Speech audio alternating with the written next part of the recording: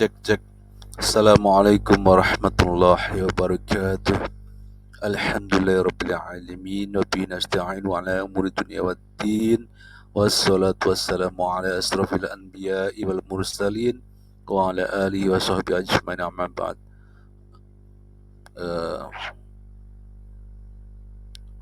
Alhamdulillahirabbil alamin. Ini seorang muslim menang debat sampai endingnya bikin terharu. Ya, kita lihat video reactionnya. Kita lihat ini videonya. Ya,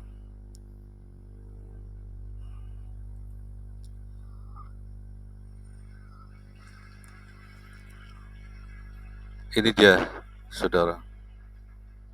Thank you very much, Mr. President. Ladies and gentlemen, good evening. Assalamu alaikum. Lovely to see you all here tonight.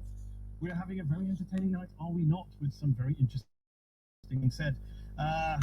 From the other side of the house tonight, let me begin by saying, as a Muslim, as a representative of Islam, I would consider myself an ambassador for Islam, a believer in Islam, a follower of Islam and its prophet. So, in that capacity, let me begin by apologising to Anne-Marie for the Bali bombings. I apologise for the role of me and my people for the killing of Theo van Gogh, for 7/7. Yes, that was all of us. That was Islam, that was Muslims, that was the Quran. I mean, astonishing claims to make in the very first speech on a day like today, where the Conservative Prime Minister of the United Kingdom is having to come out and point out that these kind of views are anathema. And I believe you're trying to stand for the Labour Party to become an MP in Brighton. If you do, and you make these comments, I'm guessing you'll have the whip withdrawn from you, but then again, UKIP's on the rise. They'll take you, the BNP. They might have something to say about your views. By the way, these are the factual points, as we heard a lot about the second. Agak ramai ya, saudara ya. Lihat responnya dan lihat audiens sangat antusias untuk mendengarkan apa yang akan dikatakan oleh seorang muslim ini. Coba lihat lagi ya, coba kita simak. On a factual point, you said that Islam was born in Saudi Arabia. Islam was born in 610 AD. Saudi Arabia was born in 1932 AD. So you were only 1,322 years off. Not bad? Not bad start there. Talking of maths, by the way, a man named Al-Khwarizmi was one of the greatest mathematicians of all time, a Muslim, worked in the golden age of Islam. He's the guy who came up with not just algebra, but algorithms. Without algorithms, you wouldn't have laptops. Without laptops, Johnson tonight wouldn't have been able to print out his speech in which he came to berate us Muslims for holding back the advance and intellectual achievements of the West, which all happened without any anyone else other than the Judeo-Christian people of Europe. In fact, Daniel David Levering, the author of the Pulitzer Prize-winning historian and author of The Golden Crucible, points out that there would be no Renaissance, there would be no Reformation in Europe without the role played by Ibn Sina and Ibn Rushd and some of the great Muslim theologians, philosophers, scientists in bringing Greek to Europe. Yeah, good applause, saudara. Good applause. Very, very nice. Very, very interesting. Sangat menarik. Kita lanjutkan. As for this being our university, I will leave that to the imagination as to who is our and who is there. I studied here too. An astonishing set of speeches so far making this case tonight. A mixture of just cherry-picked quotes, facts and figures, self-serving, selective, a farrago of distortions, misrepresentations, misinterpretations, misquotations. Daniel talked about my article in the New Statesman, which got me a lot of flack, where I talked about the anti-Semitism that is prevalent in some parts of the Muslim community, which indeed it is. Of course, I didn't say in that piece that it was caused by the religion of Islam. In fact, modern anti-Semitism in the Middle East was imported from, finish the sentence, Judeo-Christian Europe, where I believe some certainly bad things happened to the Jewish people. In fact, Tom Friedman, Jewish-American columnist in the New York Times, told me in this very chamber last week that he believed, had Muslims been running Europe in the 1940s, 6 million extra Jews would still be alive today. So I'm not going to take lessons in anti-Semitism from someone who's here to defend the Judeo-Christian values of a continent that murdered 6 million Jews. Moving swiftly on. Moving swiftly on. Yes. Absolutely. Well, I'm about to make that point. No, I'm about to make that point. You're right. I agree with you. I agree with you 110%. That is my point. I don't think Europe is evil or bad. I'm a very proud European. I don't want to judge Europe on the basis, but if we're going to play this gutter game where we pull out the bombing and we pull out examples of anti-Semitism and Islamic unity, then of course I'm going to come back and say, well, hold on. I mean, look, let's be very clear. Daniel here was a last-minute replacement for Douglas Murray, who had to pull out. And Douglas and I have a well-documented differences, but to be fair to Douglas, as to be fair to Anne-Marie and to Peter, atheists. Atheists see all religions as evil, violent, threatening. What the problem I have with Daniel's speech is that Daniel comes here to run this robust defense of Christianity, forgetting that his fellow Christians, people who said they were acting in the name of Jesus, gave us the Crusades, the Spanish Inquisition, the anti-Jewish pogroms, European colonialism in Africa and Asia, the Lord's Resistance Army in Uganda, not to mention countless arson and bomb attacks on abortion clinics in the United States of America to this very day. I would like a little bit of humility from Daniel first before he begins lecturing other communities and other faiths on violence, terror, and intolerance. But, no thank you. Sekali lagi aplaus terus, saudara. Kita simak selanjutnya.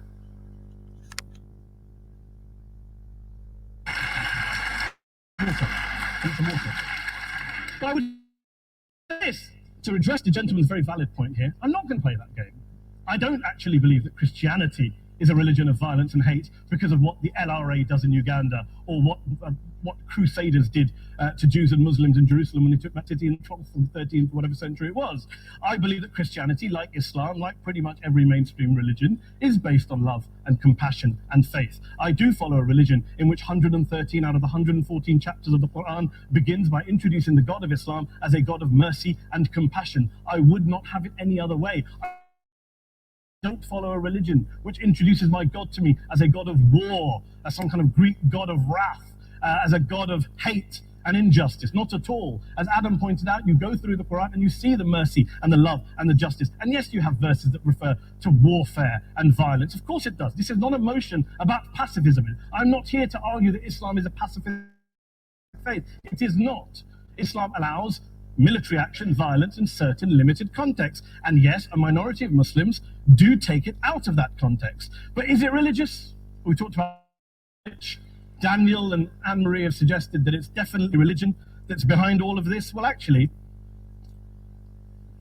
what I find so amusing tonight is we're having a debate about Islam, and the opposition tonight have come forward.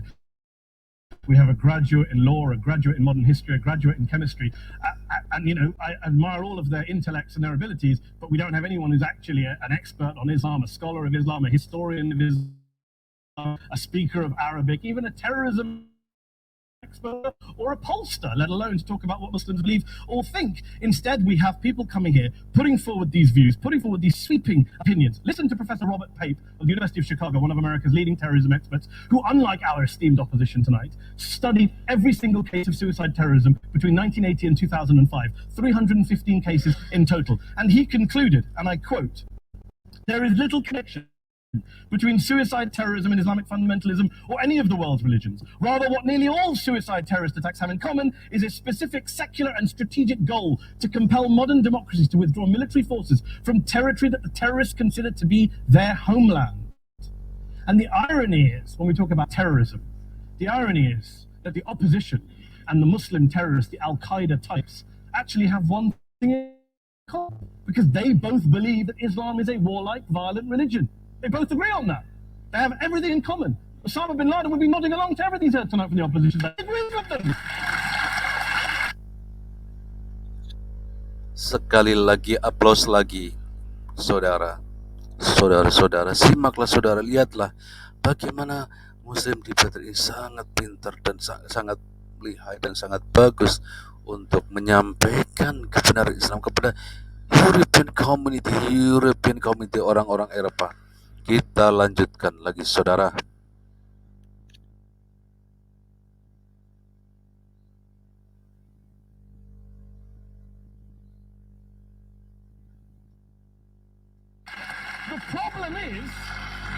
The problem is that mainstream Muslims don't. A majority of around the world don't. In fact, a gentleman here started all sorts of polls. Gallup carried out the biggest poll of Muslims around the world, 50,000 Muslims in 35 countries. 93% of Muslims rejected 9/11 and suicide attacks. And of the 7% who didn't, they all, when polled and focus grouped, cited political reasons for their performance, not religious reasons. And as for Islamic scholars and what they say, well, Lihat mereka tadi sangat antusias untuk melihat dan mendengarkan. Daniel talks about our University of Oxford. We'll go down to Oxford Centre for Islamic Studies, get hold of a man named Sheikh Afifi al-Akiti, who is a massively well-credentialed and well-respected Islamic scholar, who has studied across the world, who in the days after 7/11 published a fatwa denouncing terrorism in the name of Islam, calling for the protection of all non-combatants at all times, and describing suicide bombings as an innovation with no basis in Islamic law. Go and listen to Sheikh Tahir al-Qadri, one of Pakistan's most famous Islamic scholars, who published a 600-page fatwa condemning the killing of all innocents and all suicide bombings unconditionally without any ifs or buts. There's nothing new here. This is mainstream Islam, mainstream scholarship, which has said this for years. You don't go out and kill people willy-nilly in the high street or anywhere else on a bus or a mall based on verses of the Quran that you cherry-pick without any context, any understanding, any interpretation, or any commentary. Please. Well, it's I didn't say it doesn't happen at all. I never said it didn't happen. I don't blame Islam. Yes, it's a very good point. And a lot of us are campaigning against that. And we're campaigning against it in the name of Islam. We're campaigning against it in the name of various interpretations of Islam. Anne-Marie comes and scares us with her talk of Sharia law. I would like to see the book of Sharia law. It doesn't exist. People argue over what Sharia law is. And you empower the extremists by saying there is only one version. You empower them all. I don't believe you took any interruptions, Anne-Marie, so I think you should stay there for a moment. Aplaus lagi, saudara. Here's what we're dealing with. Here's what we're dealing with. We are dealing. I took your point. Here we are dealing with a 1400-year-old global religion, followed by 1.6 billion people in every corner of the world, a quarter of humanity, of all backgrounds, cultures, ethnicities, and yet the opposition tonight wants to generalize, stereotype, smear in order to desperately win this. And here's my question, if we're going to generalize and smear.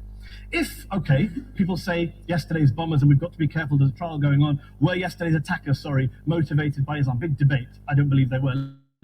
Let's say Faisal Shahzad, the Times Square bomber, was motivated by Islam. Let's assume, for sake of argument, that Richard Reeves, the shoe bomber, was motivated by Islam. If Islam is responsible for these killings, if Islam is what is motivating these people, and Islam is therefore not a religion of peace, a religion of war, then ask yourself this question: why aren't the rest of us doing it? Why is it such a tiny minority of Muslims are interpreting their religion in the way that the opposition claim they are? Let's assume there are 10,000 suicide bombers in the world. There aren't. Let's assume there are for the sake of argument. That's 0.001% of the Muslim population globally. What about the other 99.99% of Muslims who the opposition tonight either ignore or smear? The reality is that the rest of us aren't blowing ourselves up tonight. The reality is that the opposition came here tonight not worried about the fact that me and Adam might pull open our jackets and blow ourselves up tonight because we're followers of a warlike warrior religion which wants to take over Europe and Daniel's university. The issue is this. The issue is this.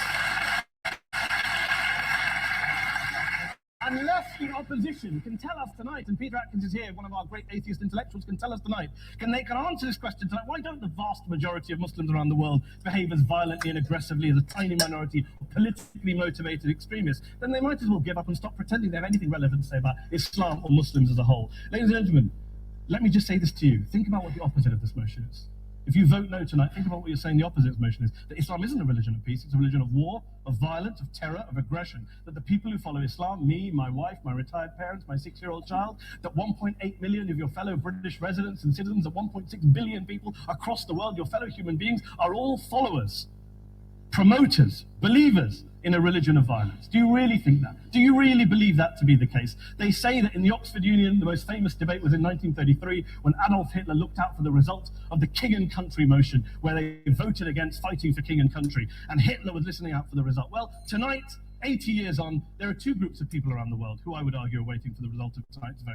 There are the millions of peaceful, non-violent, law-abiding Muslims both in the UK, Europe, Asia, Africa, and beyond, who see Islam as the source of their identity, as a source of spiritual fulfillment, of hope, of solace. And there are the phobes, the haters, the bigots out there who want to push the clash of civilizations, who want to divide all of us into them and us and ours and their. Ladies and gentlemen, I urge you all not to fuel the arguments of the phobes and bigots. Don't legitimize their divisions. Don't legitimize their hate. Trust those Muslims who you know, who you've met, who you hear, who don't believe in violence, who do want you to hear the peaceful message of the Quran as they believe it to be taught to the majority of Muslims, the Islam of peace and compassion and mercy, the Islam of the Quran, not of Al-Qaeda. Ladies and gentlemen, I beg to propose this motion to the House. I urge you to vote yes tonight. Thank you very much for your time.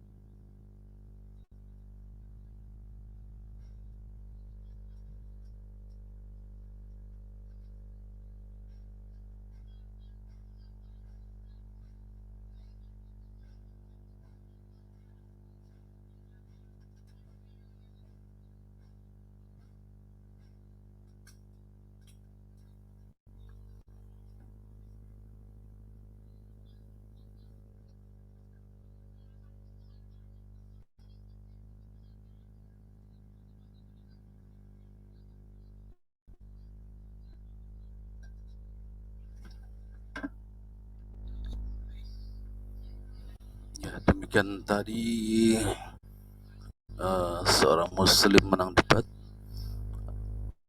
Oke, bagaimana komentar Anda dan